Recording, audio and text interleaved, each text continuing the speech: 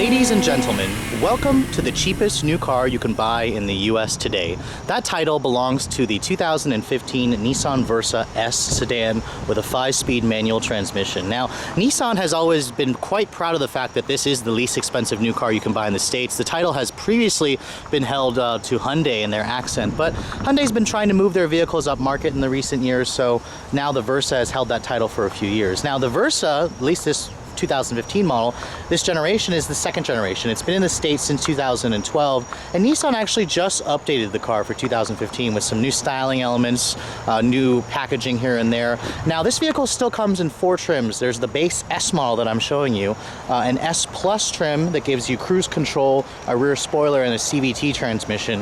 The SV trim is the one that'll give you the power windows, door locks, keyless entry, and cruise control.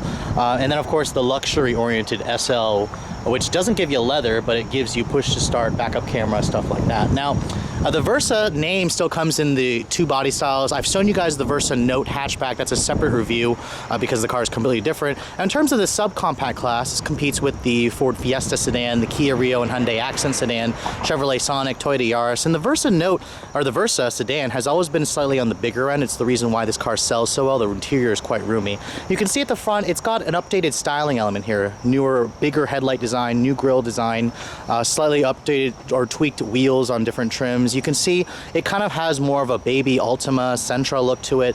Nevertheless, regardless of what you think of the looks, there's a lot of people that are on a budget when they're looking for a sedan or for a new vehicle, and sometimes that low starting price is an attractive feature for them. Now, it's got one of the skinniest tires I've ever seen in production for a production car. Those are 15-inch Steelies with full wheel covers. That hole that you're seeing there, that's not supposed to be there. There's a cover that goes over that, so don't worry.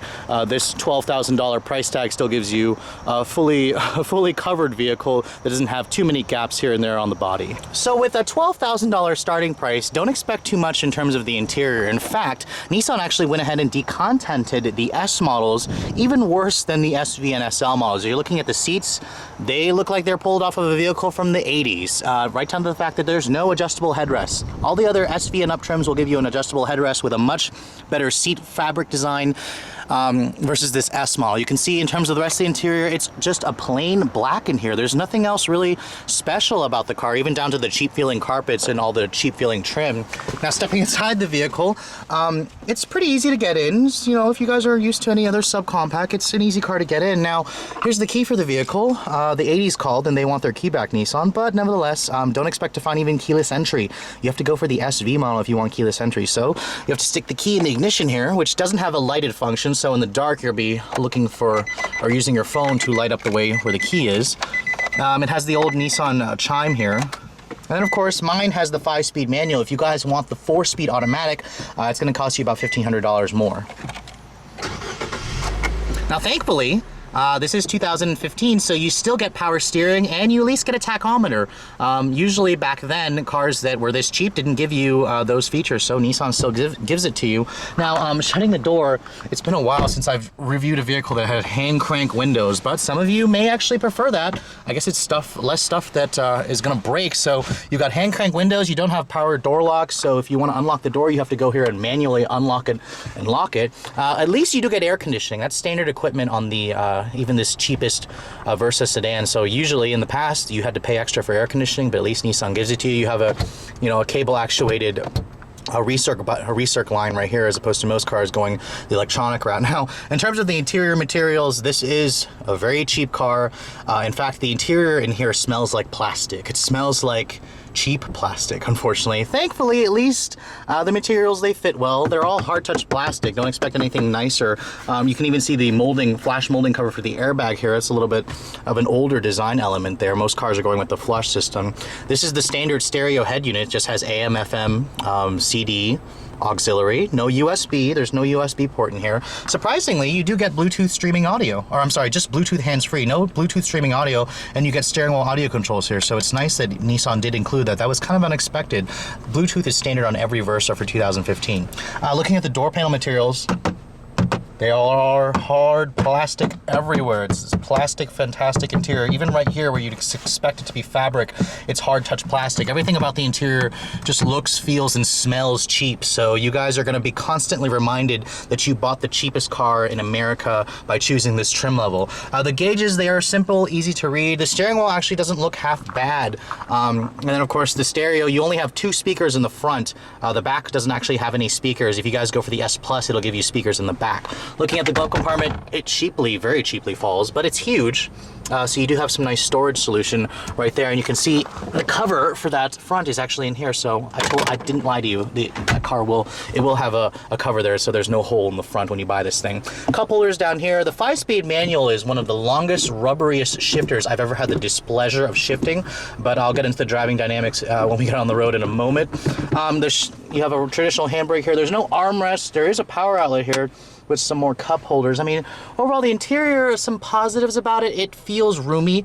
The seats are decently comfortable. They're more comfortable than that horrible accent that I was driving before. So I have to say that the seat comfort, the cabin airiness, the visibility in here, it's good. Just don't expect too much. You have to lower your expectation in terms of feature content. Now, just as I showed you in that Versa Note hatchback, the sedan sports one of the largest back seats in the class. You're looking at basically the same legroom that you get in the midsize Altima and more than the Maxima. And this is the reason why the Versa outsells everything else in America. Everybody loves the large back seat because this is something you don't really associate with a subcompact car. The back seat room here is just ridiculous. It's about 37 cubic inches of legroom here, so it's a good amount of space. Now, unfortunately, the seat back itself is rather flat, low. It doesn't give you much support. Surprisingly, there's adjustable headrest back here where the front doesn't have it. There's no armrest right here. The seats don't even fold down, unfortunately, so you will have to deal with that. Looking at the door panel materials, of course, you still have hand crank windows, just like the front, and then they're all hard touch plastic with some exposed screws showing.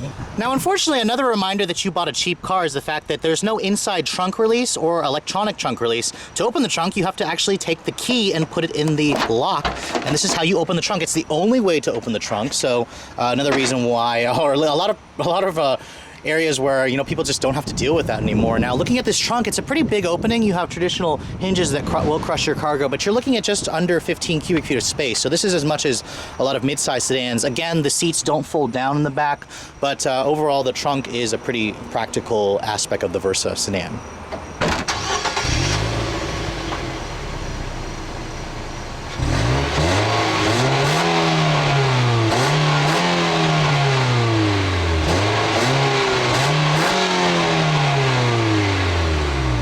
Now, taking a peek underneath the hood of the 2015 Versa S sedan, thankfully Nissan didn't give you a cheaper engine just because you bought the least expensive trim level. It's still the same 1.6 liter double overhead cam 4-cylinder that you're going to find in the other Versa trims. Now, even for this class, it's not really that much of a competitive engine in terms of numbers. It's a modest 109 horsepower, 107 pound-feet of torque. Doesn't have the latest in terms of technology. No direct injection. It does have variable valve timing. It's double overhead cam. It runs on regular gas, of course. Now, fuel economy did take a hit compared to the CVT, which was rated at 3140. This is rated at 2735. If you're going to go for the 4-speed automatic, it's going to be down even more to 2635. So you are taking a hit by taking the S model. I would probably recommend the S Plus, but nevertheless, let's get on the road and see how this Versa sedan with a manual transmission drives. Okay, so I'll admit, maybe I've been a little bit too harsh on this 2015 Versa sedan. I mean, after all, it is a new car. It comes with a new warranty. No one else has driven it. So let's get on the road and see how this 5-speed manual works with this 1.6 liter engine, shall we?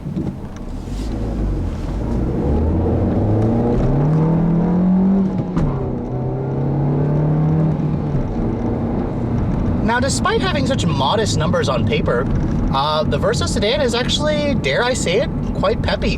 Now, the 5-speed is rather long and rubbery in terms of its throws. However, it's easy to drive. This is a car that is going to be safe to drive, and people who don't care about driving are going to have no problems driving it.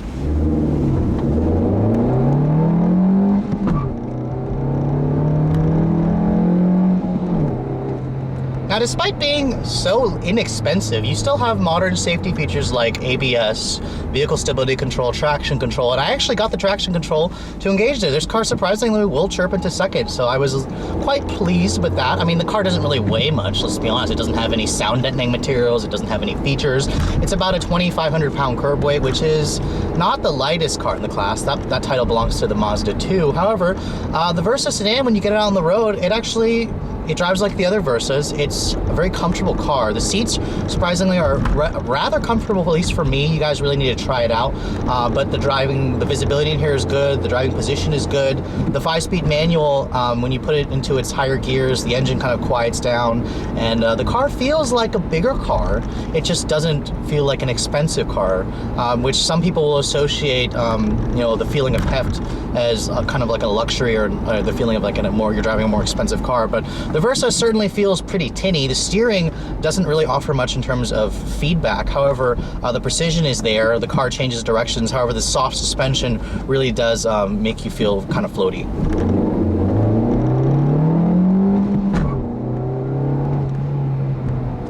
So of course, going around corners is not why you would buy a Versa, but acceleration,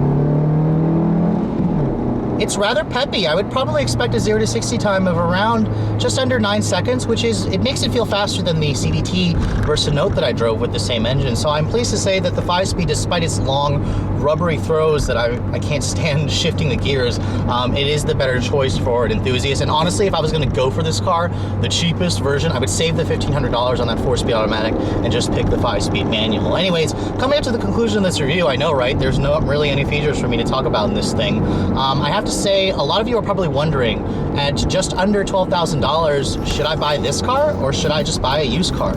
And that really is going to depend on you as a person. Personally, for myself, I would rather get a used car. I would rather get, a 2 or 3 year old used car that gives me the features that I want, as opposed to this. Now, some of you may be thinking, I want a new car smell. I want that full warranty. I don't want someone else that has touched this car or touched my car. And, the Versa, if it's in your budget, if you are stuck below a $13,000 budget, it will pretty much fit the bill. And it does have some strengths. It's inexpensive to own, inexpensive to run. The interior is roomy. The back seat is huge. The trunk is huge. Remember all of the cons that I showed you guys that you're gonna have to deal with, and if your tolerance levels are not as high as mine or most people and you really don't care, you can go ahead and pick this car. Otherwise, for the most of us, a used car would probably be the better choice if you're looking to look for a new car on a budget. Anyways, hope you guys have enjoyed my overview on the cheapest new car in America that you could buy, the 2015 Versa S sedan. Thanks so much for watching, guys. I'll catch you all in the next review.